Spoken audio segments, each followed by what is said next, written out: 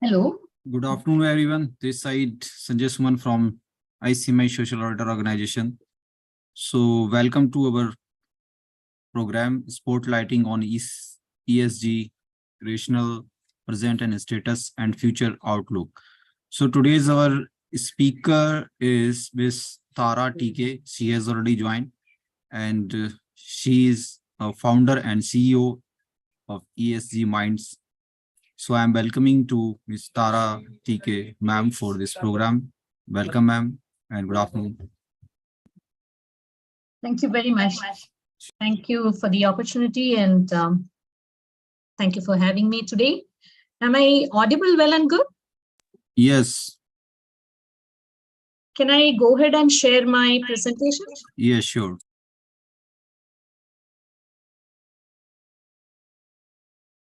Do you see the presentation in the presentation mode? Yes. No, it's showing, you just share it on presentation mode. Okay, sure why this is not shared on the presentation mode. Just give me a second.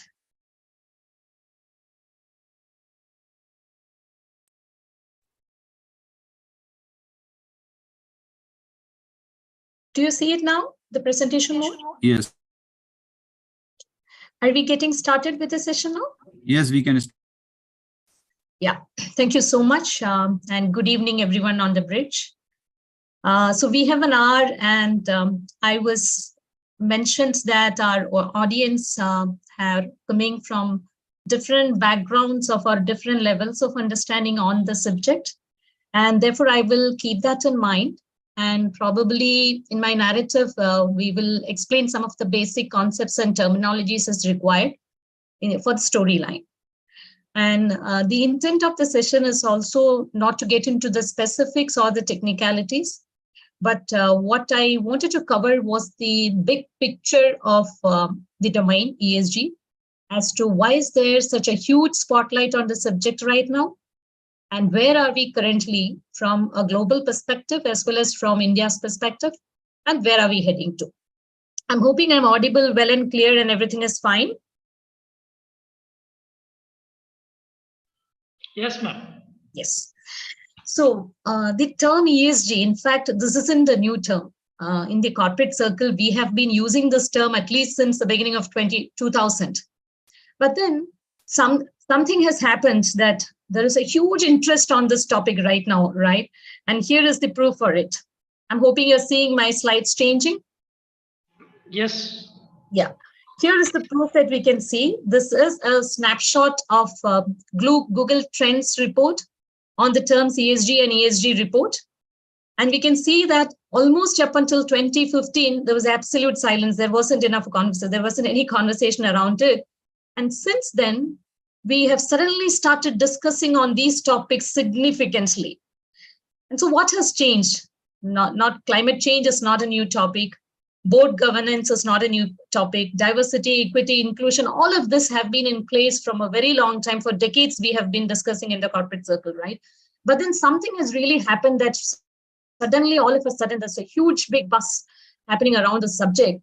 And in order to logically explain this, I would take you to this particular report, which is the Global Risk Report from World Economic Forum. And this is released every year, and it represents the top risks of humanity. The perceived risks of humanity is what it represents, and it is released every year.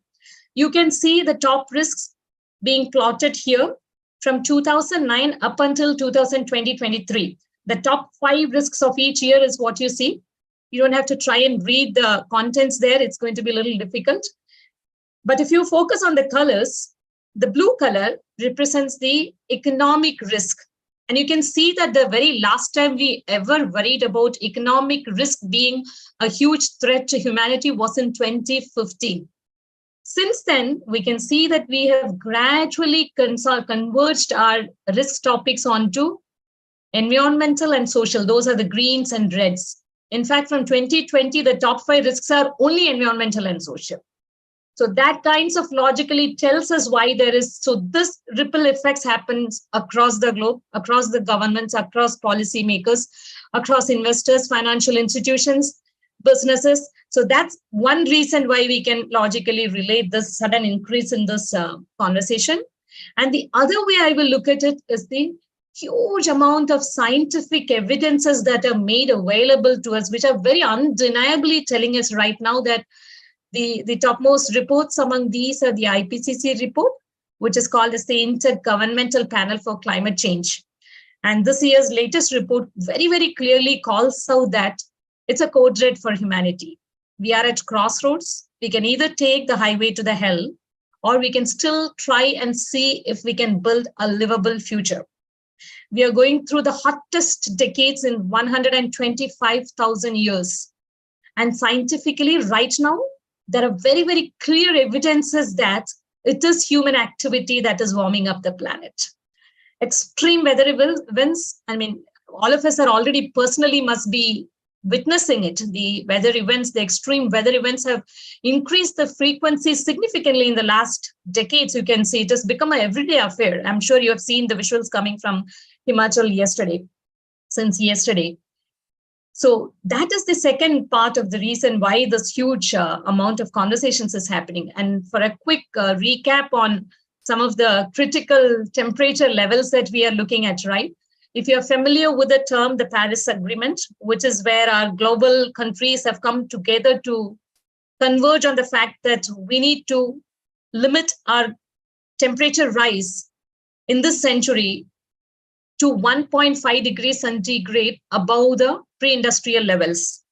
And we have to do absolutely everything possible within our limits to keep it definitely within 2 degrees centigrade. So that's called the Paris goal. And 1.5 degrees is the Paris stretch goal, because it was decided in the Paris meeting, in the COP meeting in 2015. Three, if all of these countries who have made net zero commitments, right, that we will not emit more carbon than what we can remove from the atmosphere, if all of these countries who are committing to net zero will fulfill their current pledges, then probably what we are looking at is we can target for a 3-degree rise in the century. But however, given the current status and however the pace at which we are progressing, it looks like we are probably heading to a 4-degree rise or above. And if you want to relate it to in simple terms, and one of the latest updates that we have is, I think it was just last month, thanks to the El Nino that is happening this year, we will be hitting this year's target of 1.5 degree by 2027 itself. It is that close. People still don't start to believe these things coming out. There is a huge political space between the science and politics. There is a huge distance that happens in between. But 1.5 degrees, quite likely that we'll reach there, or we'll hit it at least once before 2027 is the latest reports what is saying. And you may also have noticed very recently, just 2 weeks ago, it was headlines in many newspapers that the hottest day in the modern history of Earth was hit on July 4th. Just July 4th, just 2 weeks back. So in fact, it was on 3rd and 4th, it was again beaten up by the 4th temperature. So that's where it is currently we are. Today, we are at about 1.2 degree today, and most likely to hit this target 1.5 by 2027 itself. And if we want to quickly look at what kind of impacts are we talking about, let's take the easiest thing that we can relate to. The impacts on food. At 1.5 degree is when our food production will reduce. At 2 degrees, when the food production will significantly reduce, rapidly reduce. And this is a situation where our global population is increasing and food production is reducing. At 3 is when the fish will start to disappear from the ocean. And 4 is when we can clearly say that humanity is right now on the highest level of food insecurity. And that could be called as a developmental path reversal. And probably that's what is our next world war is going to be about. And as we saw, we are with our current pace and speed with which we are going, we are potentially going to 4 or above is where we are going to. So I think that kind of a simplistic relating, you'll be able to relate things as to how close we have come. Now, if we put together all these things together, the climate change, the risks, the global risks, the geopolitical tensions that is happening, the economic turbulence, the pandemic, even the millennials, all of these have come together and given the push that globally we have come out with certain goals for ourselves, right? I'm sure you've heard of the terms like the UN Sustainable Development Goals, UN SDGs, the Paris Agreement, where we have agreed to keep the temperature levels to 2-degree maximum. The net zero commitments by 2050, such commitments, you will be hearing it very often in the corporate circle these days, not only in the corporate circle, in the government circle, in communities. You'll be hearing these terms more frequently these days. And these goals have in turn pushed us to take actions like the national budgets are getting aligned. There are net zero pledges that are being made by countries and big corporates. And there are policies and regulations falling in place everywhere across the globe. Now, there's a huge flow of funds into ESG and sustainable investments. And there is a demand for sustainable businesses. ESG reporting and better disclosures are being asked. So these are the actions that we are seeing, and this whole lot of activities are creating this buzz on ESG now. I'm hoping if we have that understanding about why is the spotlight, and then let's move on to the next part of it, where let's look at now then who is actually causing it. Who is the biggest contributors to, let's say, our climate change or global warming? I would say we can very clearly see that G20 countries is responsible for 80% of global GHG emission. In fact, the bottommost 100 countries are only responsible for about 3 to 4% of total emissions.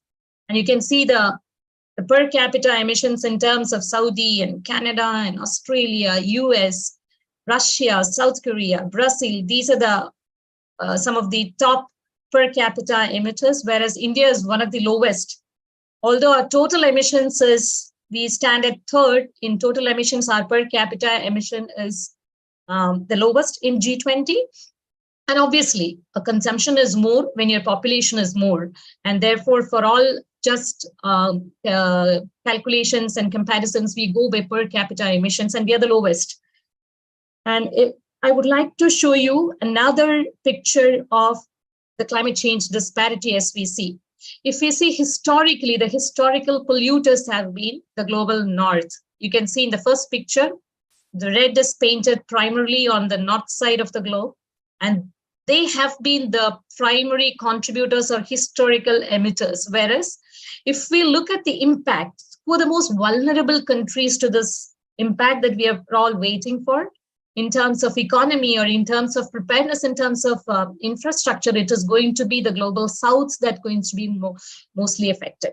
So that kind of tells us the disparity involved, right? And for the same reason, even though this is such a most discussed concept and need of the hour, globally, I will say that we all stand very polarized on this topic. It looks very different for global north and south. It looks very different for developed countries and developing countries. It looks very different for, in fact, under the same roof of the parliament, it has very different meanings for the left and right. We would stand polarized on this topic in terms of how we understand it, how we prioritize this, what objectives we want to meet out of this, and how do we implement this. Even our implementations are very different because of this difference in the way it affects us. And I'd like to show you one more picture of disparity as we can see. If you have heard about the term Earth Overshoot Day, it is the day by when humanity completely utilizes everything, consumes everything that Earth can regenerate in a whole year, be it in terms of your soil regeneration or fresh water or any of this, what Earth can regenerate in the whole year, the day by which we consume that. And this year it is falling on August 2nd. Last year it was July, which means almost by 8th month, by 7 months, within 7 months, we are consuming everything that Earth can regenerate in a day. And look at this disparity of Earth regenerate day for each country. If all of us live like an American citizen, probably we would require 5.5 Earths to push a year.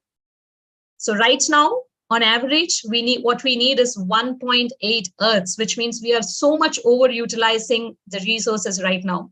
I think the change will happen in future, when we look forward to, the real change will happen when we all realize, as in the governments, as in the businesses, as in the investors, everybody, we unanimously agree that definite resources cannot deliver indefinite growth.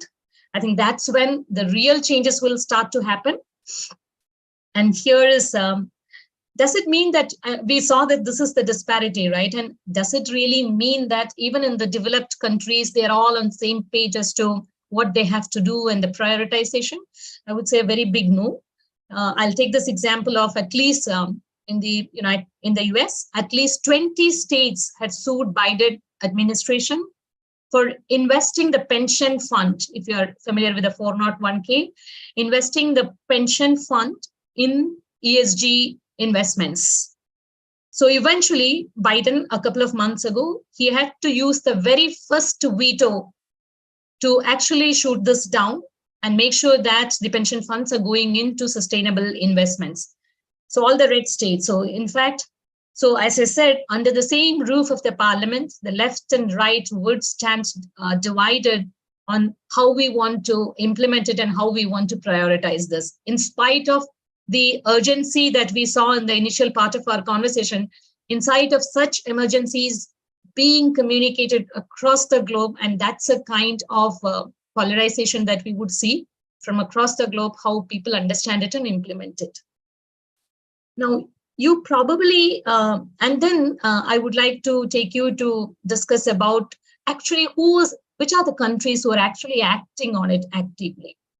You will see very, very different. If you search for these topics, you will see very different and conflicting reports. Some would list one set of countries, and another list may see a completely different set. And I've taken one of the most commonly discussed statistics. According to this report from Statista, India is listed among the top 5 countries who are actually taking climate action seriously and working on it.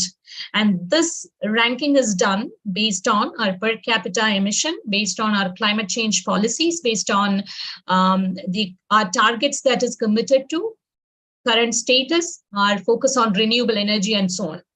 And it is in fact true. If you look at the last 3-4 years, I think India government has done a significant amount of focus and investment into this area.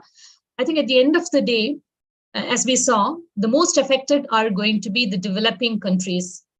There are 2 parts to it. One, we have to be ready. We have to be self-sufficient to face the consequences which are anyway on our way. You saw the Himachal last year. We saw the same in Uttarakhand in 2016. And I think all of us, wherever we are from, we have seen a major flood in the last 5-6 years. We all have seen more than one large flood. So I think we need to get ready for it. First is preparation, and second is doing everything possible to bring it to the net zero targets that we are committing to, right? And I think India is definitely rightly giving the message out onto the global leadership also. I think India also acts as a spokesperson in between the developing countries and the developed world. And in fact, if you look at this year's budget, we have accommodated about $9 billion USD towards our net zero journey.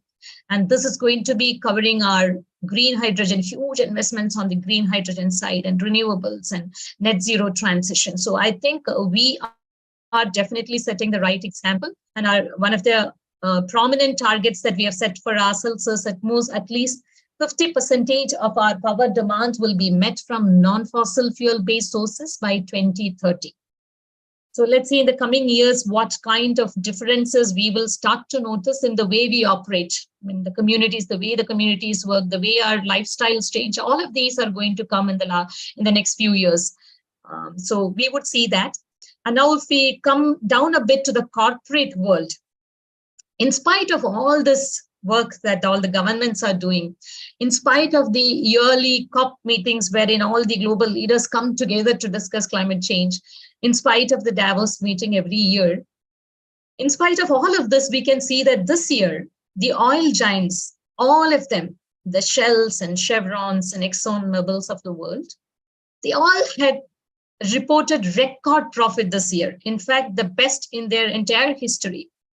So somewhere we can see that our intent and outcomes are not really matching. On one side, we call out, it is the UN who calls out that it is a code red for humanity. We are at crossroads. And at the same time, we hear at the same year that the oil companies are posting their biggest ever profits. So somewhere all the action and outcomes are really not matching. And you probably may have come across some of the statistics like top 100 companies are responsible for almost 70% of the industrial emissions. So on the other hand, we see that, okay, most of it is fossil fuel companies. And at the same time, we can see that on the other side, we have about more than 1,000 large corporations who have committed to net zero and whose targets are also being verified and vetted by our most reliable, right now, the most reliable tool that is available is science-based target initiatives that's been approved by them. So isn't that enough? I would say, no, that is not enough. Unless and until we have the net zero plan from the G20 countries and commitment and buy-in from the G20 leaders, unless and until we have the net zero plan and actual plan and action from these 100 companies, no other amount of effort is going to actually, no other amount of exercise is actually going to help us to meet the kind of changes that we really require to make a difference right now. So let's keep aside and let's go back into the SBTi targets and the commitments that everybody is making. And I'm sure most companies that you're associated with, they will have, even India in the last 3 years after the sustainability reporting became mandatory, a lot of them have gone to science-based targets and getting their net zero plan approved, and all of this is happening. Very recent one of the studies which looked into the net zero plan and commitments given by most of these companies, it was seen that if this is what they are committing to, there is only actual plan based on actual solutions, only 20%. Remaining, most of it is filled with, number one, either they have not counted in the scope 3 emissions, which is their supply chain emission, or let's say product life cycle emissions. They have not included that. It's just their own emissions is what they are looking at. Or a huge part of it is just a commitment, just a pledge without a plan behind. Or the plan is based on non-existent technologies. Technologies, those are not proven to be effective at scale. The commitment is made on such non-existent technologies. For example, carbon capture technology. It's a very new technology. It has not been established that we can implement that in a cost-effective way at scale. It is not yet established so. Afforestation right now, to mitigate the risks that we have, is not timely enough for the kind of situations that we are going to face, and that's not a solution. So these are the kind of solutions or plans that have kept behind these net zero plans. So we will call it as these are net zero plans that are never meant to be met. These are for their sustainability reporting. These are for their annual reporting. These are for their board approvals. These are for their investors. So all of this is happening on one side. There's huge amount of effort that is happening from the government side, from the regulator side. Even some companies are also very sincerely and consciously trying to make a change to all of this. And on the other side, we will see these kinds of results as well. I think that it is quite natural, rightly so. It's going to take a very long time before we stabilize with all these things. So quite a lot of confusions is happening right now. Many of them do not know why is it being, what is the need for all this, and therefore how exactly does this mean to, what does this sustainability and ESG mean to our particular business, and so on and so forth. In spite of all this, I would still say, before proceeding, I'm just checking, I'm still audible and everything is good, right? I've been on.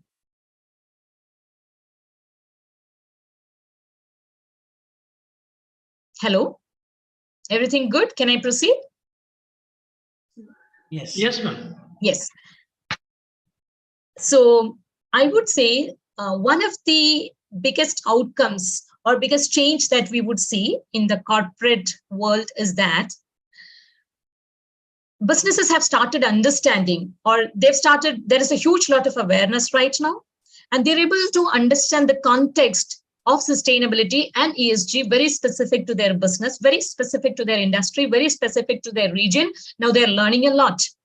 I'll bet if you go back to any of our, let's say, Indian banks, any of the Indian banks, if you go and check their annual report up until about 3 years ago, to any sustainability question, their answer would be, we are a banking company. This is not applicable to us. This is just until 3 years ago. Even 2 years ago, there are companies who have responded so to such a question. And look the reports now. You can do a control F search on sustainability. Up until 3 years ago, I can even call out, I think it is Bajaj Financial Services. 3 years ago, if you look at their annual report, you control of sustainability, you will get one hit. And today, if you do, probably 100, 150, 200 is what every company will get in there. So they're talking about it right now. So their understanding has improved. So most of them, until 3 years ago, the bank said, we don't emit much. And for our sake, we have changed to LED lights. We are using renewable done. But no, that's not sustainability for banking. Bank sustainability on what are they financing? Banks produce 700 times more emissions from their loans than their offices. And that's what sustainability for them. Where are their investments going into? What are they financing? So right now we have frameworks and tools and reporting frameworks available, which is helping banks to actually even go to tag portfolio, a temperature rating to portfolios. Of course, all of these are still very much far away from stabilized and established, but very much the portfolio, each of their portfolio banking, let's say mortgage portfolio or your vehicle loan portfolio, each of it, there is a possibility right now for them to attach it to, okay, my home loan portfolio is tagged to 2-degree temperature rise. And we are targeting by 2030, probably 1.5. That kind of facilities or that kind of awareness or that kind of transactional information is right now available and are being facilitated. So that's a change that is happening. Now, so the thought of sustainability has also brought in the opportunities like I'm still talking about in the perspective of banks.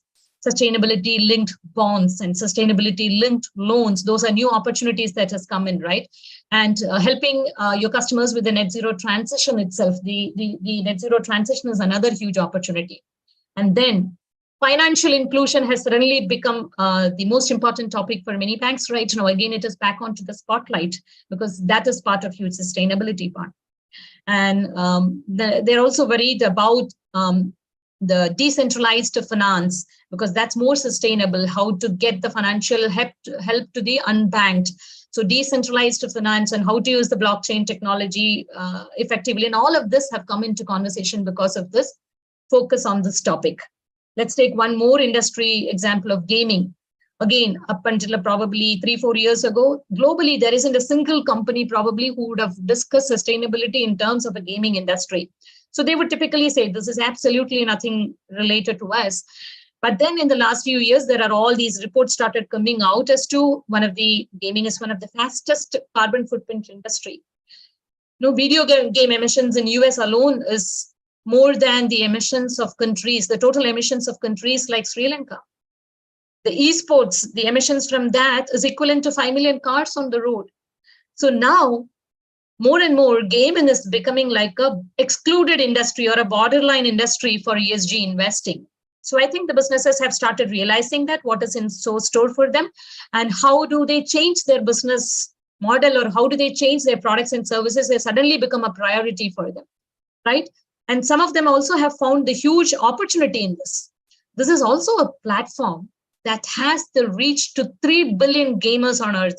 3 billion, and that's about out of 8 billion, there are 3 billion gamers. And what else can be a better platform to reach out and educate and increase the awareness? And there are so many games that are being designed right now around diversity, equity, inclusion, climate change, renewable energy, recycling. I mean, all these themes are now getting into the gaming process itself.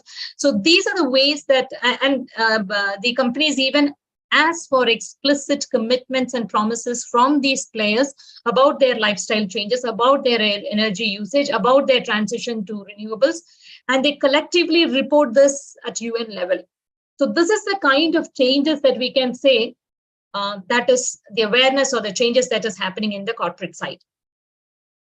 Now then, with every new initiative that we do or anything, the fraud comes with it, right? So greenwash is the term, I'm sure you all are familiar with it, which is about we are claiming more environmental friendly, our products or services more environmental friendly than how actually it is. So I would say that probably the term is used more frequently these days. However, the practice is not new to us, especially particularly in India. I thought greenwashing is at the core of our consumerism. We enjoy the advertisements, we never believe them, and we don't expect the businesses to deliver what they speak, what they market. So that has been our part of consumerism. But globally, if you look at it, call out any big company in the last 4 or 5 years, you will see them being called out for greenwash efforts, many practices, whoever it is, all kinds of companies you can see, the largest of corporates, the sustainability leaders, all of these businesses would have been called out for some greenwash practices or the other. I mean, the brands like McDonald's and Nestle and Coca-Cola and all of these companies, you can see it's very easy to see. And in fact, one of the recent PwC investor survey said that almost 87% of investors believed that there is some amount of greenwashing involved in the business practices or their reporting. So that's a level of acceptance that we have for greenwashing. So that is there. But then I think regulation is the way to go for it. So, and as I said, it is all going to take a whole lot of time before all these stabilizes. Let's say, for example, the accounting world, it's almost a century old. Doesn't fraud happen in the financial world, the financial accounting world? It does. The fraudsters are becoming more creative, new solutions are coming, and we have to travel ahead of them, ahead of the fraudsters to control it. So it's just the same with ESG also. ESG has just started. So none of these reasons like don't rely on ESG ratings, they are not reliable, it's all greenwashing, but none of these are actually a reason for us to stop working on what needs to be done. Because climate change, as a statement, climate change is science. It is not anybody's opinion. It is becoming more and more difficult for global leaders, politicians, or even the, let's say, chief of World Bank. He had to resign because he said this, I'm not a scientist, I don't understand climate change. You don't have to be a scientist. You have to be able to appreciate, understand, especially if you are responsible to make decisions that affects millions, you need to understand sufficient science as well. So it has become increasingly more difficult to deny it. That is the truth. We don't have the right tools in place. We do not have the right practices in place. There is a lot of fraud coming in as we go along. All of these are happening, but none of this is the reason to stop doing what we are doing right now. We have to proceed as the way that only way we can go ahead with. I'm assuming you're holding to your questions. Probably we'll discuss it at the end. So coming to the greenwashing, continuing with that part, I would call out the example of Tesla. So who would believe that the largest EV manufacturer in the world, the most successful EV manufacturer in the world, is not a sustainable company? So Tesla's own stated mission is to accelerate the world's transition into the net zero economy. While they were busy doing this, they missed to track their own emissions. In fact, Tesla's emission was found to be more than the oil giant ExxonMobil itself. So right after that, then Tesla was dropped from many number of ESG indices, and Mr. Elon Musk was not very happy with that. And he said, if Tesla is not a sustainable company, who else is? So ESG is a hoax, it's all a scrap. So, I think that's why I believe if the current set of ESG frameworks and the policies, regulations that are falling in place, the demands that investors are putting in or consumers are putting in, if that effort has helped to call out that an EV manufacturer is emitting more than oil giants, then I definitely think the efforts are flowing in the right direction. We are far from the most desired state we want to be in, but we are definitely moving in the right direction is what I would say. And getting into another example, I will call out this example from the financial world, the SemCorp. SemCorp is Singapore's one of the largest energy producers, one of the most successful energy producers. And because with sustainability and ESG came all these financial opportunities like new instruments like sustainability linked loans and bonds, and they released a green bond. And the commitment was that they will meet certain specific sustainability goals. And if they are not emission goals, and if they are not able to meet it, they would pay a higher rate of interest to the subscribers. So that was the commitment. So at the end of the day, they could not meet the targets. And what they have done is, in order to not pay this extra interest to the subscribers, what they have done is they moved they sold 2 of their coal mines, but the selling happened only in the books. The emissions went out of their books. Operationally, they continued to have control over its operations and revenue. So that's a green crime. This is one of the latest greenwashing effort that was called out. In fact, those coal mines are from India too. So as I said, the fraudsters are getting more creative, imaginative, and we have to, the regulators and policymakers have to run ahead of them to be able to catch up with this whole bust that is happening around. Now, if you want to look forward, so this is you, I'm hoping that you got different flavors of good things and not so great things that is happening around this topic because of this whole focus and that we have brought on here.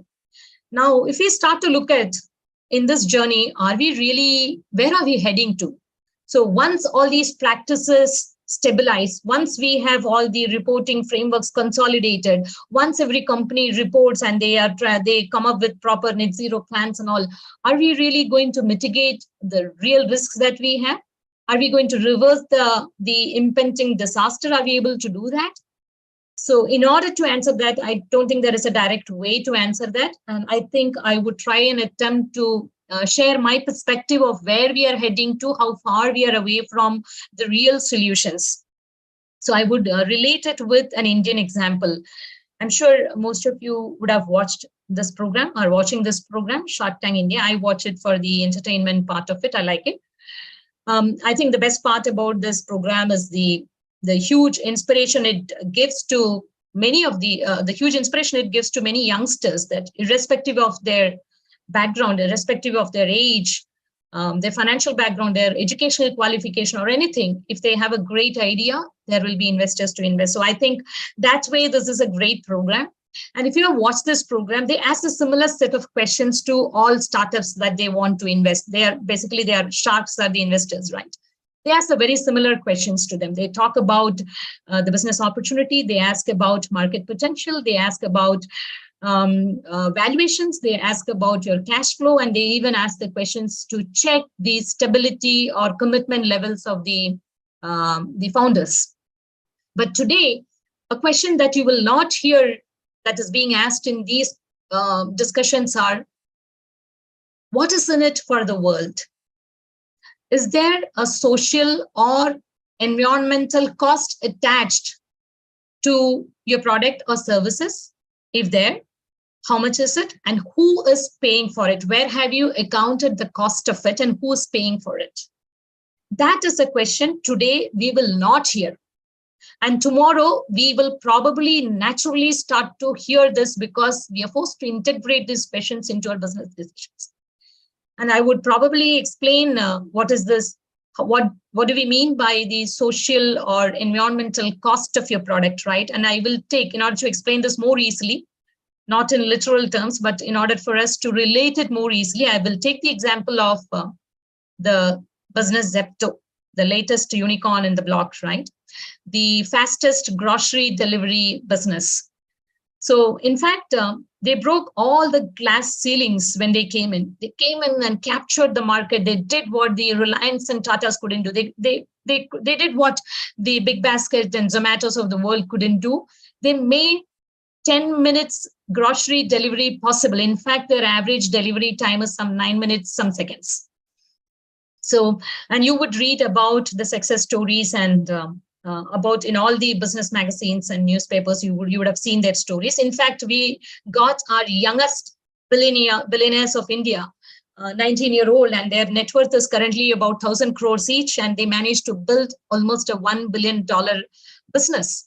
So all great stories. But again, today, the question that we probably missed to ask here is, in making this 10 minutes delivery, 9 minutes, few seconds delivery, was there any child labor involved in it? What kind of human rights violations may have or would have or has happened in making sure that you deliver in 10 minutes time? Now, we saw that at a time when the humanity, as humanity, we are consuming everything that the earth can regenerate in a year. By about 7th month, who is paying for this super luxury service at the cost of my fair share of earth, my fair share of environment, my fair share of air quality, when we are making a trip to deliver with every single item? So these are not relevant questions today. Investors do not ask, policymakers do not ask so clearly explicit questions. And even if you answer, there is no penalties attached to it. There is no verifications attached to it.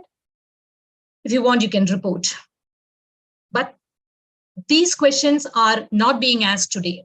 I would say we are probably in this journey rolling over to a time where we, businesses and investors and policymakers, we naturally integrate these questions into our decision making. We do get the question, the first question that we ask even before the valuations and market opportunity and cash flow, the first question to get qualified is, what is your social cost? What is your environmental cost, and who is paying for it? And now it will make sense. And we thought, no, if everybody starts to live like an American, we will need 5.5 Earths. Whoever consumes, pay for it. If you want a 10 minutes delivery, you pay for the environmental cost to it, right? If you want to discard a well-working furniture, you pay for it. You pay for that discard. So I think that's what we can look forward to in the future. That's where we are heading to, we will head to, and we will soon reach there. I mean, it may be very difficult for us to imagine that we will reach there soon. I would say that we don't have much time left after all. It might take a little longer time than how much it would take that in the developed world. Maybe they've already started talking about it, right? But then I think this is the direction that we are heading to. Now, let's say I wanted to talk about this example also. You may all have heard about the story of Zepto, the business Zepto, but I'm sure almost none of you may have heard about this scientist from Telangana. His name is Mahalingam Govindaraj. He was recently in news and he won a global award for developing a biofortified pearl millet, which is rich in iron and zinc. In fact, it is expected to give 80% more iron content than what women get from their regular diet, the regular 20% that they get from the diet. It is estimated that millions of kids and women will benefit from this pearl millet by 2024, especially from developing countries like India and Africa. Millions of women will benefit from it, filling the nutritional gaps that we have today. So imagine we are heading to the world of food insecurity. We saw that. That is going to happen. Food insecurity is very soon a reality for us. In that world, these are the kind of solutions, or these are the kind of thought leadership that we want to actually resolve the real problems of the world. So while I often feel that while we attach success and leadership to unsustainable unicorns, not everything, unsustainable unicorns. When we attach the definition of success and leadership to unrealistic valuations, very often we miss to, or we tend to sideline such gems, such discoveries. I mean, where the solution is not to create wealth for very few, but it is to make impact to millions and billions and to resolve the real problems that we have in hand. So I think in the future, our focus will naturally move from Zeptos to such biofortified pearl millet would be a change that where we are moving to. That's a change that we will see in the culture, not just because of the culture change, not just because of the awareness change, because of the policy and lawmaking itself, it will fall in place because we cannot afford to wait to educate everybody and get the awareness in place. And all of this is, we don't have the time for it. So very naturally, we will move towards is that is what my perspective is, my point of view is. And again, I'm repeating this. This, as I said, we stand polarized. And if you go to the public domain and try to find out or come out with a perspective, you will see very conflicting thoughts from different parts. As I said, it looks, what is sustainability looks, and the priority and the importance looks very different for global north and south, developed and developing countries. For a business, for a large business, and for probably, for I don't know, probably consultants like us, the meanings look very different. The objectives look very different. We talk about it very differently. So with that, I was talking about this is where we are leading to, and such business, this is what the changes that we will have in the corporate world in the coming days, right? I would say that such businesses exist today too. One of the businesses that I can call out is Patagonia. You may have heard about it. They are one of the very old clothesline business from America, and they are one of the leading sustainability players. And be it their business practices, their production practices, their corporate policies, their marketing and sales strategies, you can see them topping in all kinds of sustainability rating, ranking, indices. They are known for it. And this particular campaign itself, don't buy this jacket. And this was at least, I think, a decade, if not more, old, wherein they said, do not buy this jacket. If you already have a jacket, or if you already have something, do not buy this. And this is exactly the environmental cost attached to it. This is the environmental impact if you use it. And if you buy it, use it for at least so many years, and all of this. Basically give the consumers the right information for them to make the decision, informed decisions on social and environmental cost. And they have been doing it for decades, not just now. But that's not what I was, why I would call them out. There are many other businesses who are doing too. By the way, after this campaign, in fact, they ended up selling more than what they sold out. So it did the opposite effect. So people love this brand, and buying this brand is a pride for consumers also. So in spite of all this, in fact, the world was in fact surprised when early this year, the founders transferred the entire shareholding to a trust to run the business, and called out that environment is the only stakeholder of this business from now on. And it created a huge buzz, and it's a multi-billion-dollar business, loved by consumers, number one in all sustainability indices. Why would they do it? But many people immediately called out, this is a random act of charity. I don't look at it as a random act of charity. To me, Patagonia is a new thought leaders. They have established a change in culture. They are establishing a change in thought process. And Patagonia is not the first business who has made enough money, but they showed that enough is possible. I think this becomes an example, right? This will be the kind of businesses, the large corporations of tomorrow. The objectives of large corporations of tomorrow will definitely move from creating wealth for some to benefiting millions or billions of people. I think that is where the future is going to look like. That's where we are marching to. And I would say today,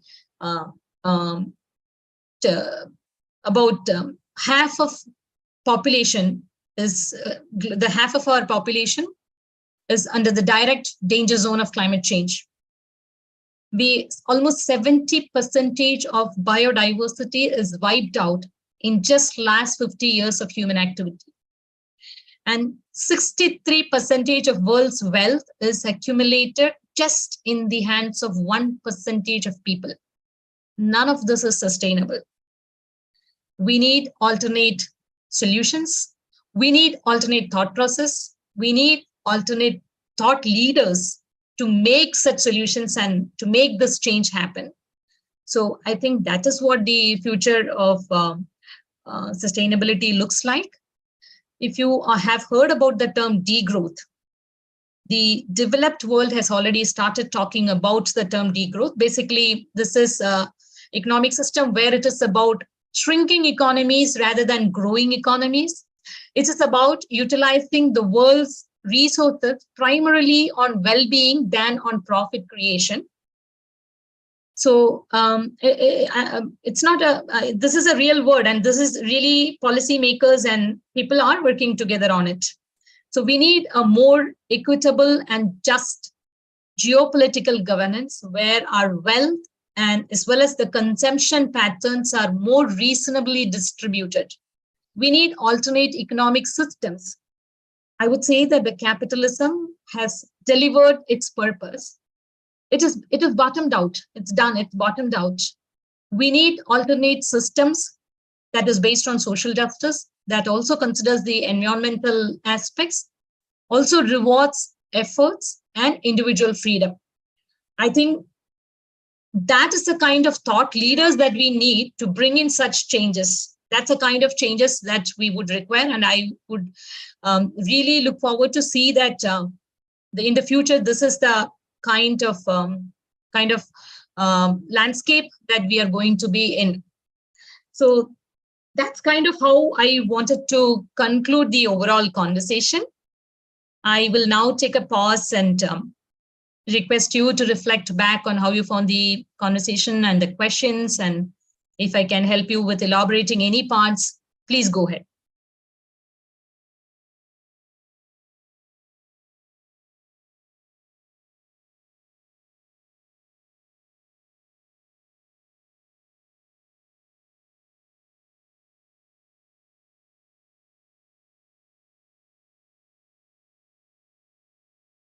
Are there any questions or any of these that we discussed? Would you like to understand it a bit more? Hi, Thara. Hi. Can you hear me? I can hear you.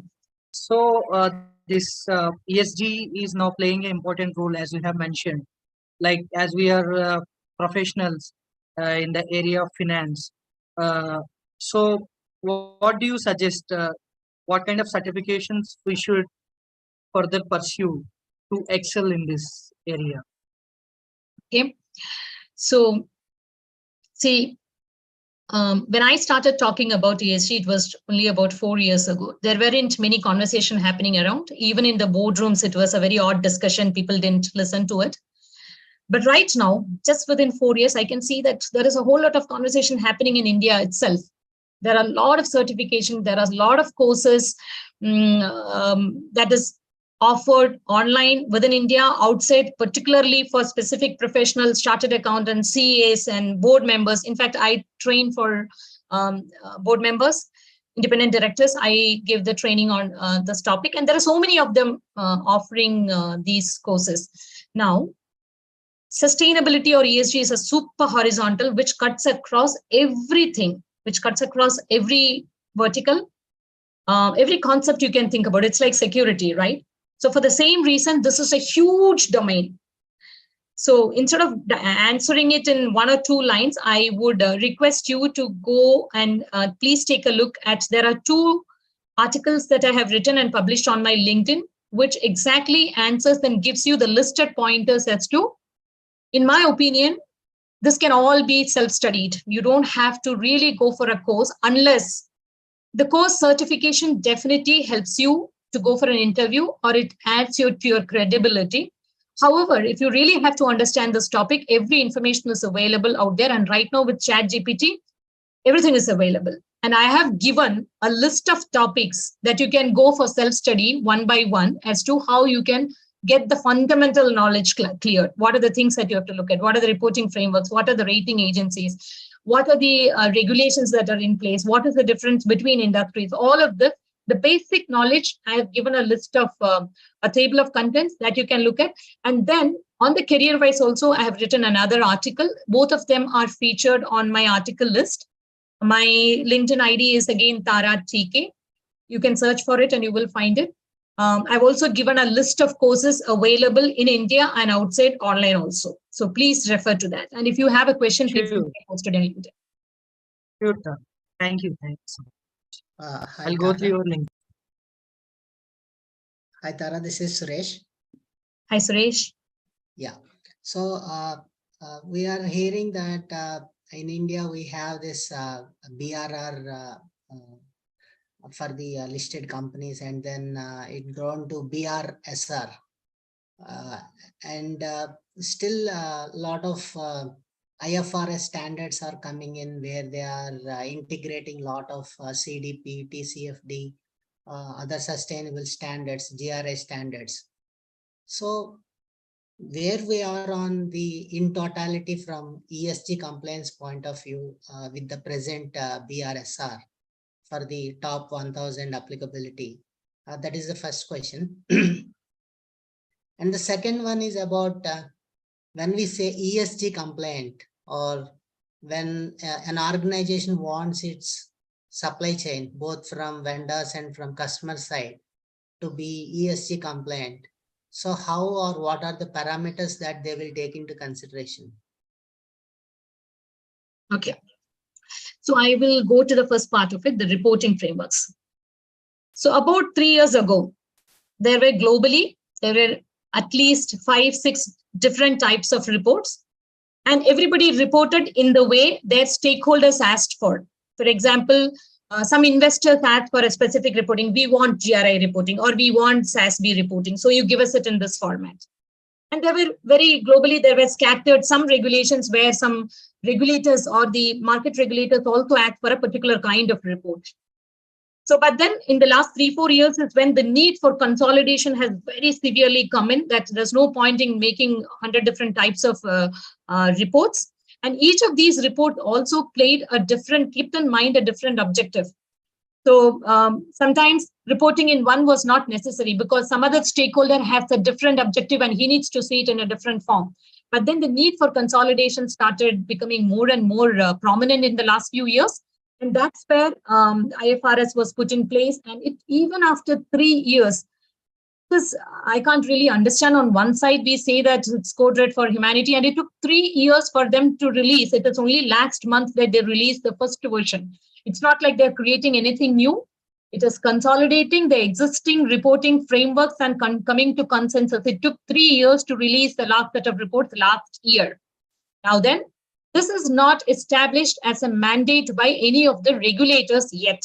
But given that this can potentially become a global standard for global businesses, because if they want to, for global investors, for global decision making, because if they want to compare companies on the same scale, we may end up aligning with IFRS in the coming days. However, particularly in APAC, countries have aligned to their own regulator-based reporting. India was very quick and decisive to put BRSR in place. In fact, none of the consolidation has happened when BRSR was put in place. And it is a reflection, or it is a subset of it is very comparable to the global standards. It is aligned with GRI. GRI is the mother of reporting framework. It is aligned to that. It is customized for Indian formats. And of course, this is in the initial stages. It will take a lot of time. But I think that step was very quick and decisive, BRSR for India. So I think for now, for India, BRSR is the Bible to go. Any transition that we will require to a global format will be very smooth once you do BRSR. The transition will not be completely different. So focus on BRSR, transition will be smooth. And many companies, listed companies in India, even before BRSR, they were already reporting under GRI or SASB, integrated reporting. None of this is new to us. Most of the listed companies were reporting in one form or the other. No, they were not very serious. Now, in India, you can see last 1 year, there's huge changes that a number of regulations that came in. BRSR was one. It was just, I think, it's just 1 week ago, the ESG rating systems. There is a regulation has fallen in place. There is a to regulate the rating systems, because otherwise everybody is Yes, rating in different ways. SEBI, yeah, Correct. SEBI has given that Right. ESG rating should have minimum that 5 crore investment and then True. certain criteria and all. True. So they are being regulated. Then the other one is there is assurance being asked. At least for a core set, you need to get the certified that these are correct, these are these are audited. Number 4, there is already a consultation paper going on. Any mutual funds which is selling products based on ESG names. So India is very quick and decisive. We are moving very fast on this. I think our current guidelines are great enough until the global guidelines become globally acceptable. And coming to the second point, supply chain is what you asked for, right? There is no one definition for this is what we need to do for supply chain. There is very rarely, we have just started this journey. Basically, it is to look at, are you doing responsible sourcing? All of your commitments and targets, be it net zero targets, be it your recycling targets, be it your water extraction targets, be it your employee policies, be it your health and safety policies, how are you extending it to your supply chain is all about supply chain sustainability. And then you can add any amount of complexity to it, your scope 3 emissions, and all of this is a huge lot of complexity. Currently there are no one framework that you can go to say that will tell you everything that you need to do for your supply chain. Yeah, thank you, Tara. That helps. Tara, this is Tangavelu. Can I ask one question? Yes, sure, Tangavelu. Go ahead. Yes. Is there any significant relevance for ISO 26000 in Indian context? Tangavelu, I'm very sorry, I'm not able to relate to the ISO numbers at all. If you It can is social accountability. What is it? It is ISO 26000 social responsibility. Social responsibility of corporate? Yes. It's a voluntary certificate assessment. Voluntary assessment. So I'm unable to comment on this particular certification alone. I'm unable to comment. I'm not aware of it. But however, right now, you know that CSR become very, very regulated, right? In the last 2-3 years, format, the reporting frameworks changed very much on CSR. The regulation, we have this 5%, all that. I think India is already doing good in terms of CSR reporting. So we will not be. Madam, we are good at compliances. Are we ethically doing? Are you specifically asking about CSR, or yes. are we asking? Yes, in general. CSR or ESG? It is ESG. Okay, ESG. So that is the messaging I was trying to convey throughout this session. We are at the very initial stages of understanding what it is. Reporting is at the very, very initial stages of maturity level. Your voice is breaking now. Oh, is it? Was it breaking throughout or just now? Yeah, it's clear now. Okay. Yeah, so just for 10 minutes. Hello? It's all right. Yeah.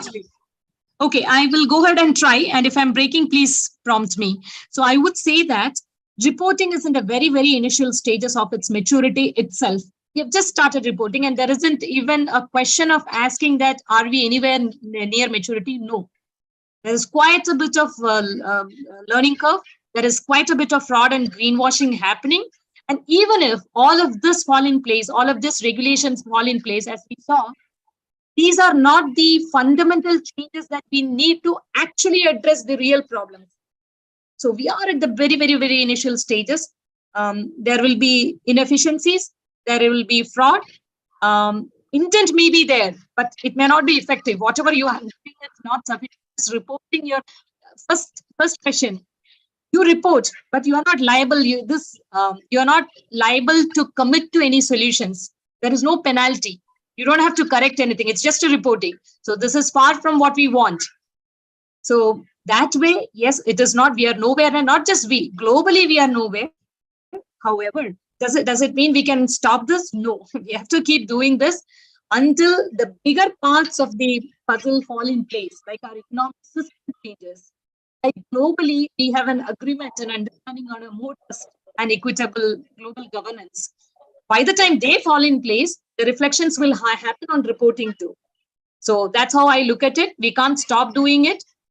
We have to go in the path, but no, inefficiencies and fraud is very much there. We are nowhere near maturity. Okay, thank you. Thank you. Thank you. Yeah, even in case of CSR projects also, latest MCA report says that there is a magnitude increase in the spending of CSR, but coming to the meeting of the objectives of CSR and the impact that projects create is very less. True, very true, very true.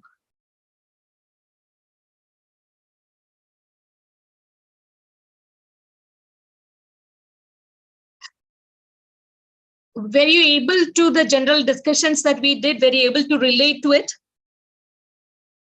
Yes, madam. We are just able to insight of this. Generally, we can understand what we are supposed to look into. Yeah.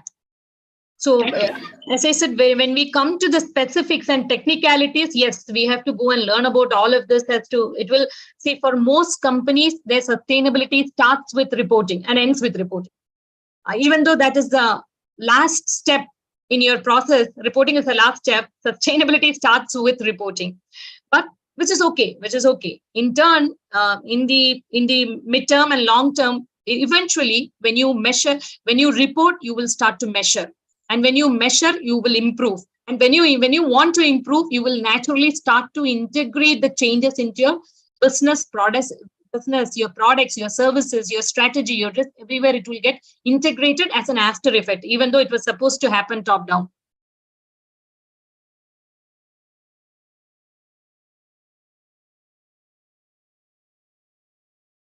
Okay, any other questions?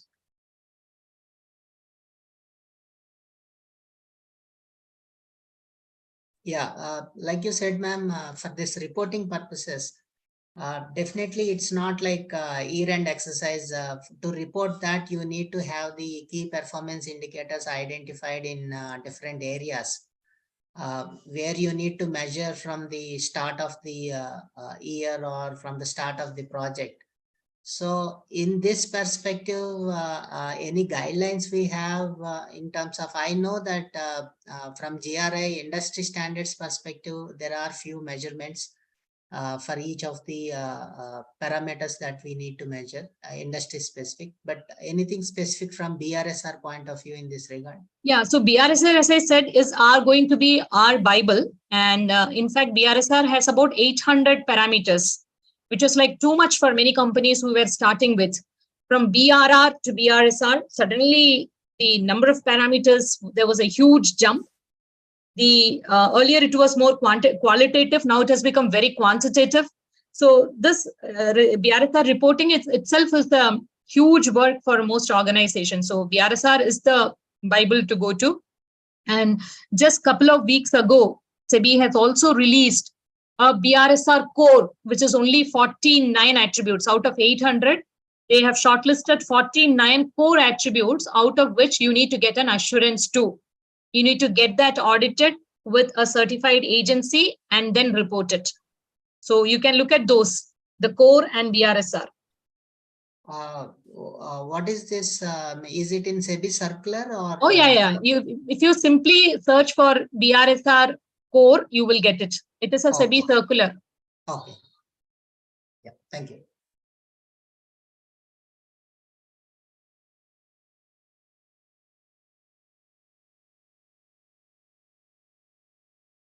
Okay, any other questions?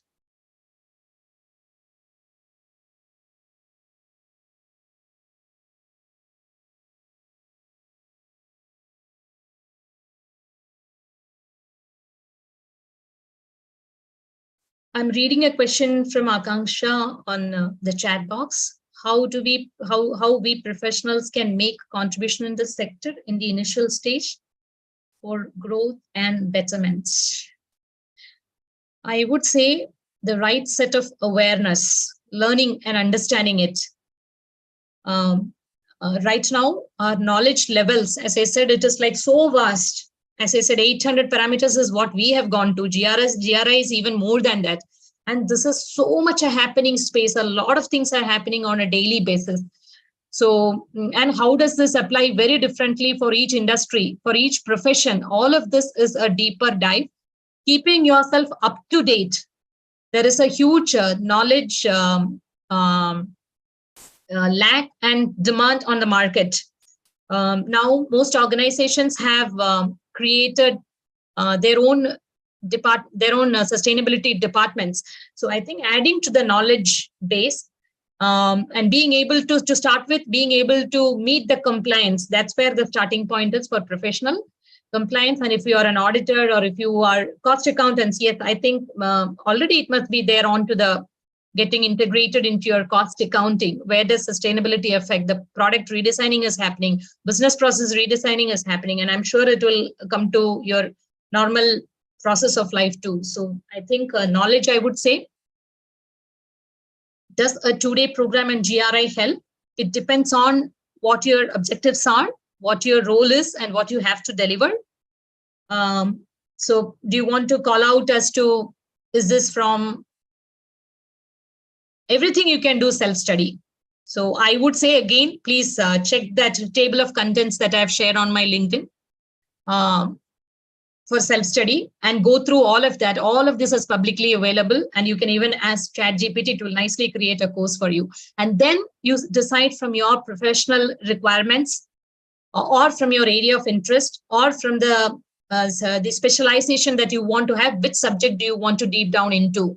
Is it reporting, or let's say, is it like strategy, or is it like financial investment, the sustainability investment? So which is the area you want to get into, you choose and then deep dive onto it.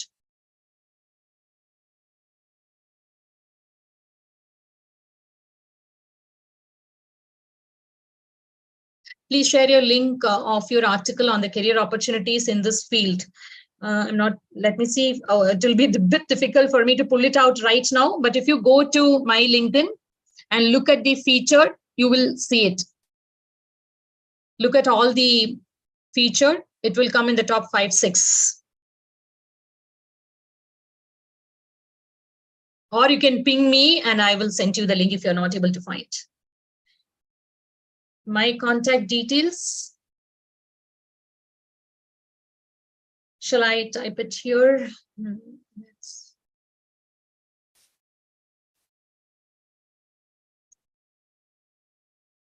I've shared my email ID, and LinkedIn is a way to reach out to me. I'm pretty active and in touch with LinkedIn very much.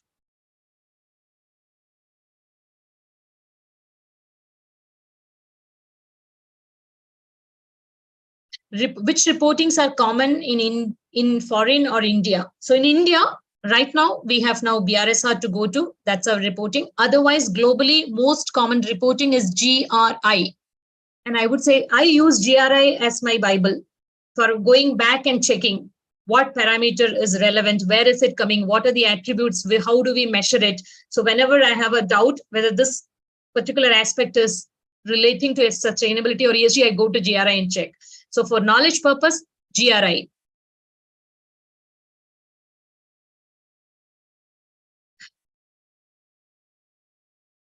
Akanksha, I typed my email ID. I'm not sure why you're not getting it. You can ping me in LinkedIn and I will connect back.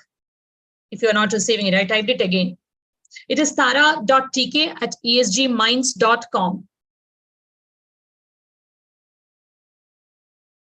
ESG Minds is the name of my organization. So tara.tk@esgminds. I think, ma'am, you need to select the meeting group chat.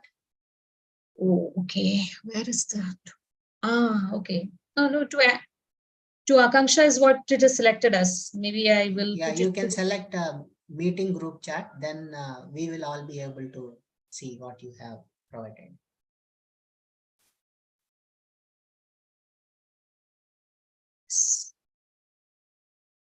And received now. You can search with that name in my LinkedIn too. Sure, thank you. Oh, okay. Ritika asked for it, and I've been sending to Akanksha. Sorry. Okay, Is there any other questions? Anything we would like to? And I think the link of the courses, you may not be able to open it because this is that link is going into a closed group. If you're not able to access it, please ping me in LinkedIn and I will send you that. It's somewhere it is there. I have to take an attachment and send it to you. I will do that.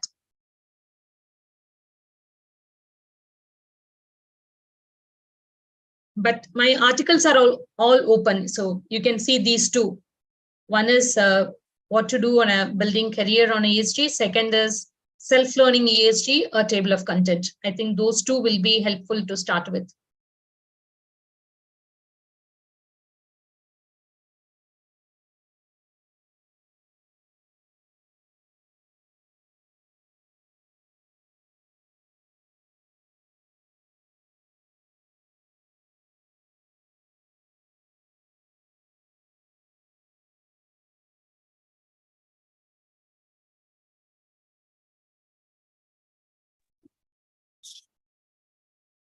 So thank you so much, ma'am, for taking this session. It was really informative and knowledge gaining session to everyone. Thank you to taking this session, ma'am. So we just conclude this session over here.